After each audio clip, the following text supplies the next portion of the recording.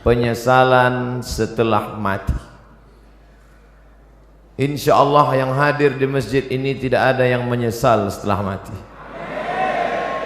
karena hilanglah penasarannya bahwa sesungguhnya Ustaz Abdul Somad itu ada di dalamnya alam nyata, bukan hoax tapi hak. Maka ketika nanti kita mati, saat itu roh keluar dari mulut dan hidung, dihembuskan, lalu kemudian nampaklah dia, dan yang terakhir melihat roh itu adalah mata. Itulah mengapa orang yang mati meninggal dunia itu matanya terbuka melotot. Istri, anak, buah hati, belayan jiwa tidak lagi berani.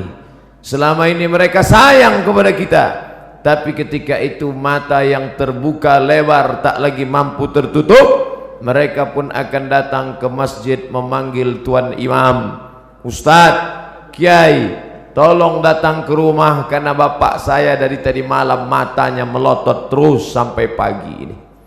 Mereka mulai sibuk mengurus mana surat mobil, STNK, BPKB, akte notaris, karena tak lama lagi harta warisan akan segera dibagi. Dan istri pun sudah bersiap-siap akan menikah dengan Bronis.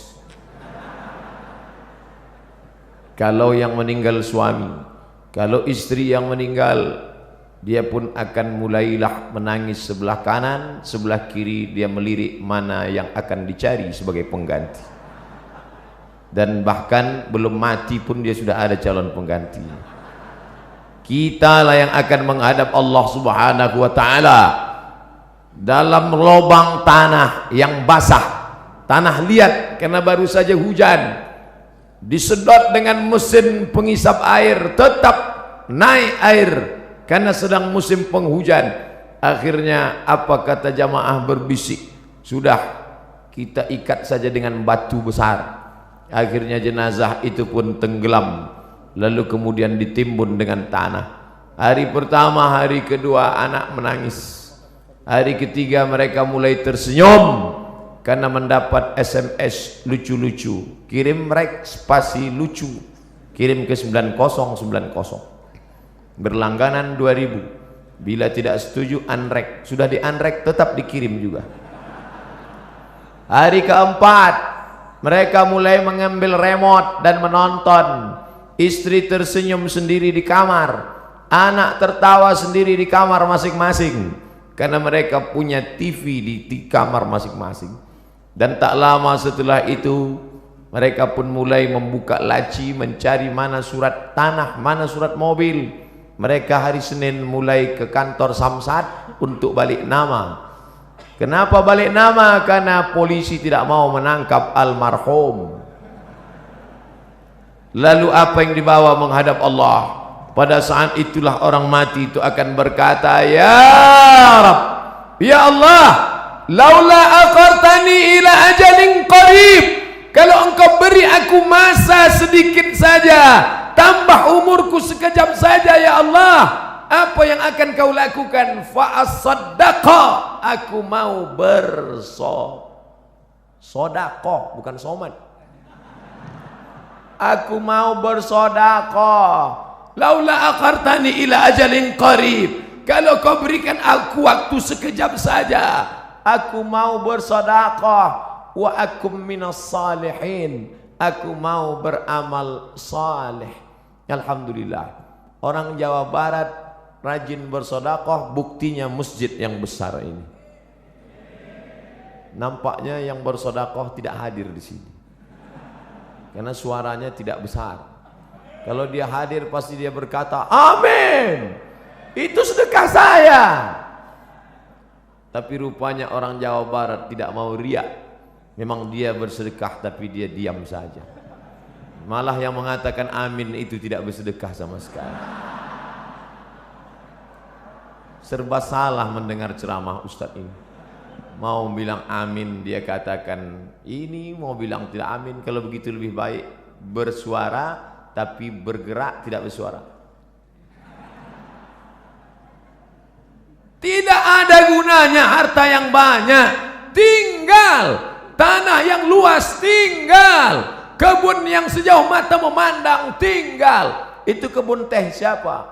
Luas sekali, saya tidak tahu Pak Ustaz. Itu kebun orang, siapa yang punya tidak tahu. Tinggal, yang kau bawa mana? Yang pernah kau usap kepala anak yatim. Ini bulan Rajab, tidak lama lagi bulan Sya'ban, santunan anak yatim. Banyak orang menyantuni anak yatim di bulan Sya'ban, di bulan Rajab. Tapi setelah itu mereka berhenti. Memangnya perut anak yatim itu laparnya di bulan Sya'ban saja. Itu hanya untuk show, untuk pertunjukan, starting point. Tapi lebih daripada itu adalah untuk memperdulikan, memperhatikan mereka.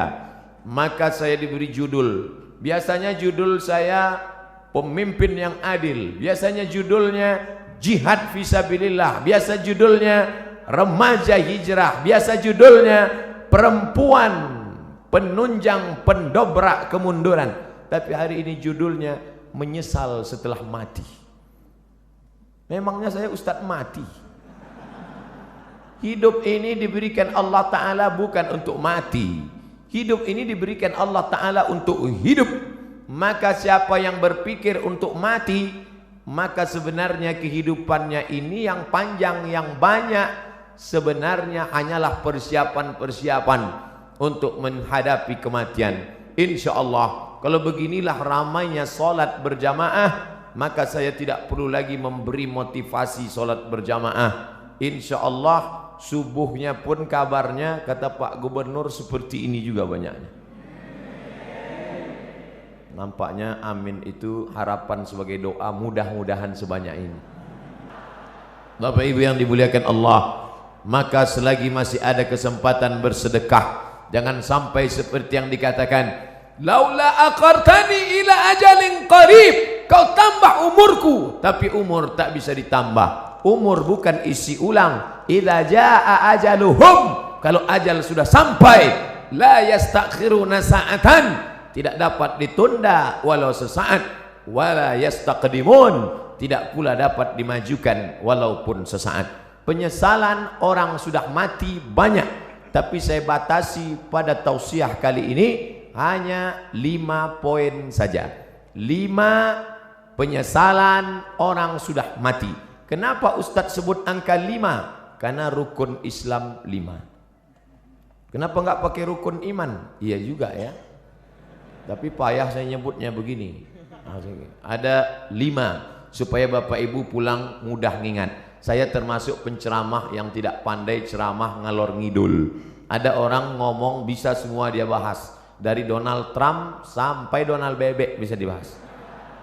Saya tidak pandai. Yang pertama, orang mati menyesal karena tidak bersedekah. Yang kedua, lau kunna nasma'u, andai kami mau mendengar, au naqilu, kami mau berpikir, kami tidak akan menjadi penghuni neraka sa'ir. Ada neraka jahanam, ada neraka sakar, ada satu khusus neraka namanya neraka sa'ir, dan itu ditempati hanya orang-orang spesialis, tidak mau mendengar pengajian. Dan masyarakat Bandung sudah selamat dari neraka sa'ir ini insyaallah. Yang ketiga, siapa itu orang yang menyesal? Mereka yang terbaring di rumah sakit, di ruang ICU, suara azan sayup-sayup masuk ke celah-celah jendela, hayya 'alas shalah, menetes air matanya. Kenapa? Karena dulu waktu sehat orang azan dia laga ikan cupang.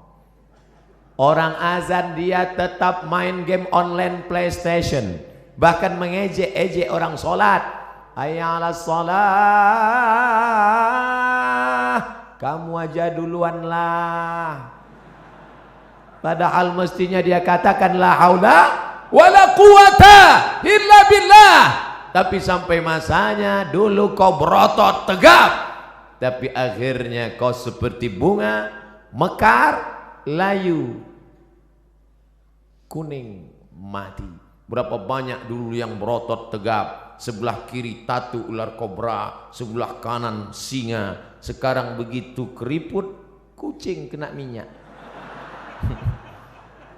Mana suaramu yang menggelegar dulu? Mana kumis tebalmu dulu? Nanti saya cerita kumis, yang berkumis tersinggung. Mana badanmu yang tegap dulu? Yang tegap tersinggung. Lalu yang mau saya omongin apa? Tidak ada, keperkasaan hilang, tak bermakna. Tapi kalau pernah kau bawa kakimu ke masjid solat berjamaah, wa naktubu ma qaddamu wa asarahum, kami tulis langkah-langkah tapak kaki mereka.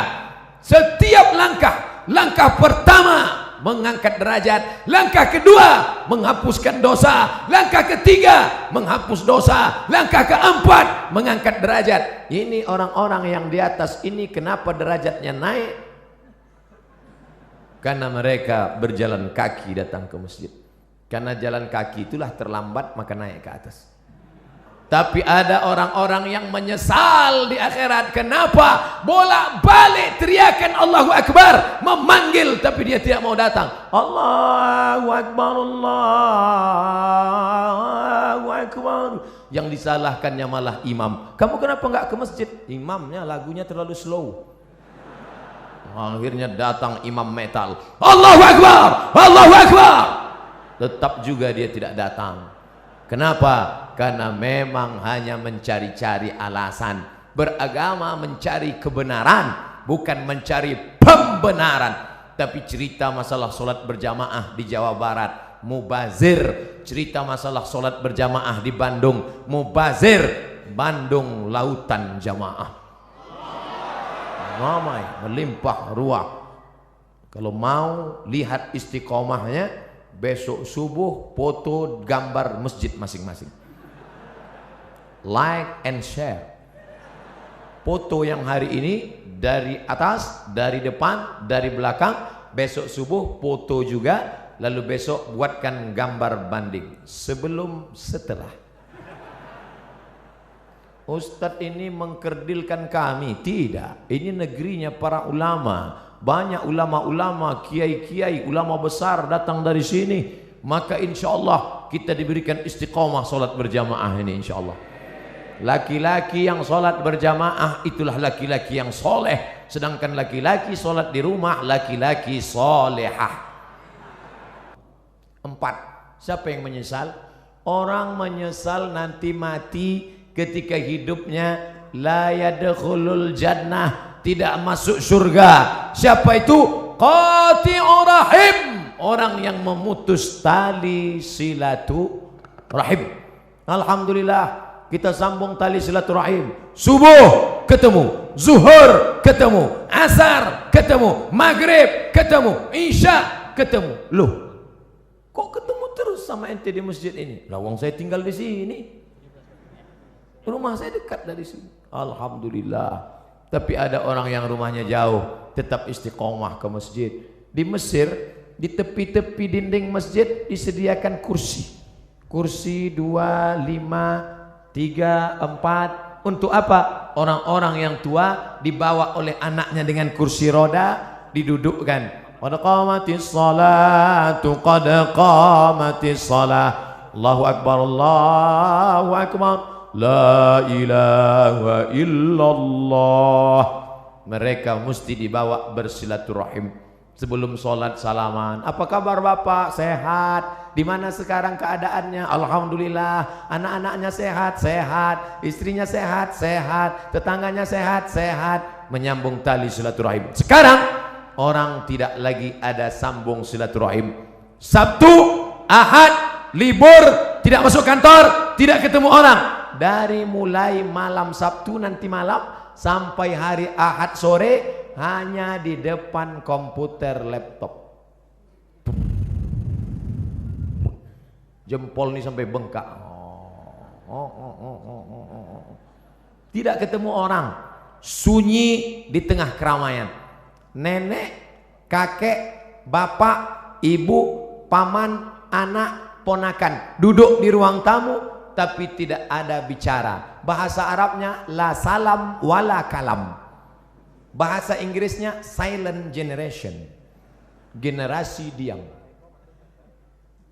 Andai ada yang mati di situ pun dia tetap juga. Bukan dia tolong, dia foto langsung. Bagi yang kasihan tolong like and share. Kasihan.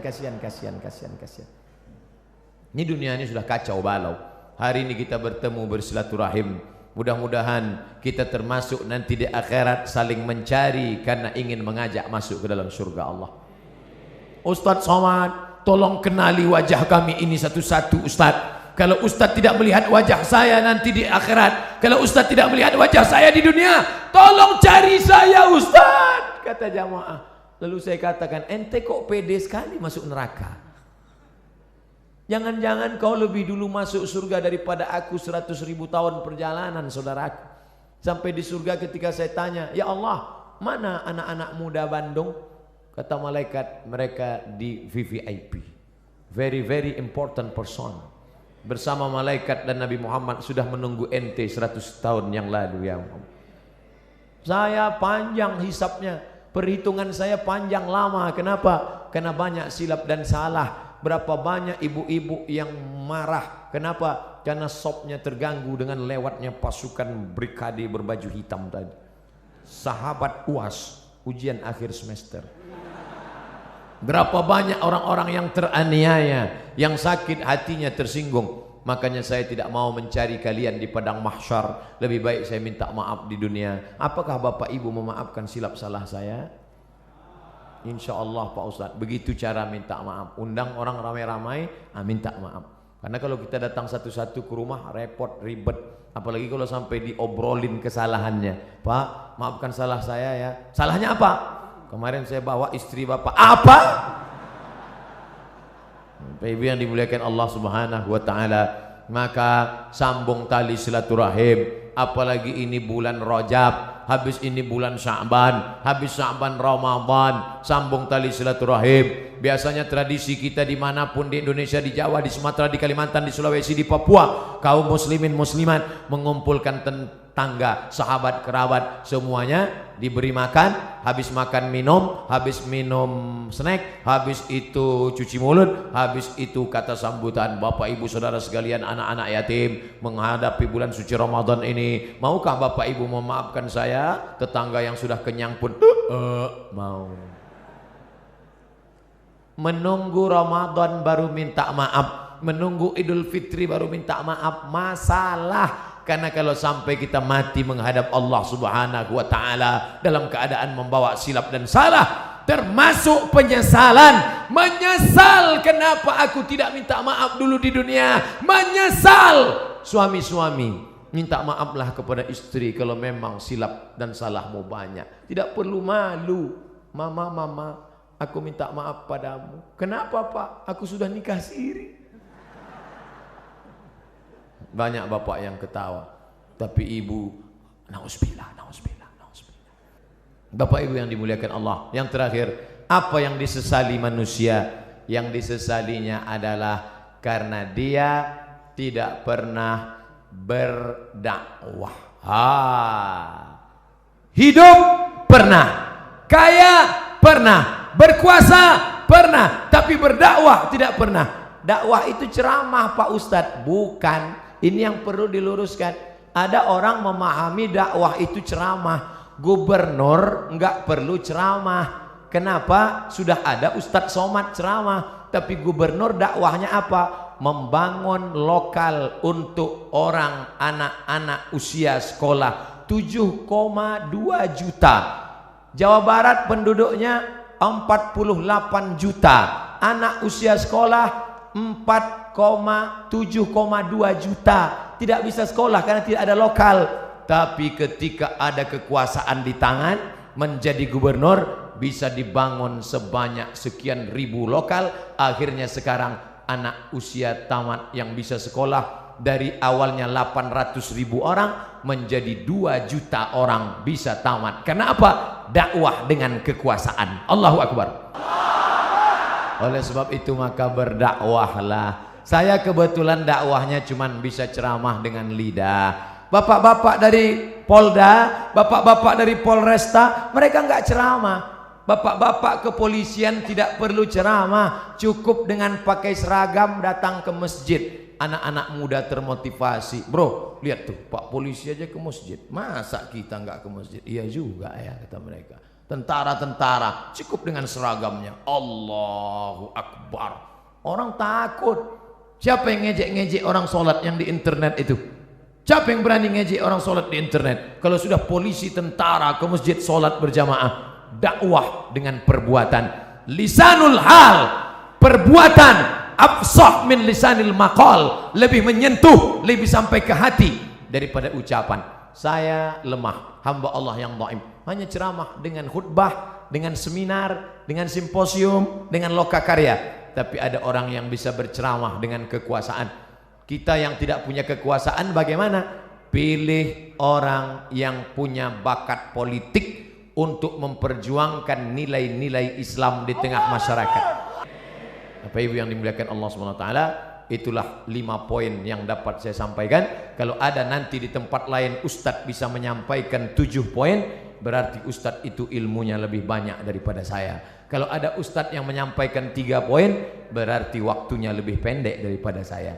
Jangan pernah suudzon pada orang, jaga yang 5 ini. Kalau tidak ingat, ikuti rekamannya, tulis saja di YouTube nanti, Somad Masjid Raya Bandung, enter, insya Allah ketemu. Kalau tidak ketemu berarti belum diupload.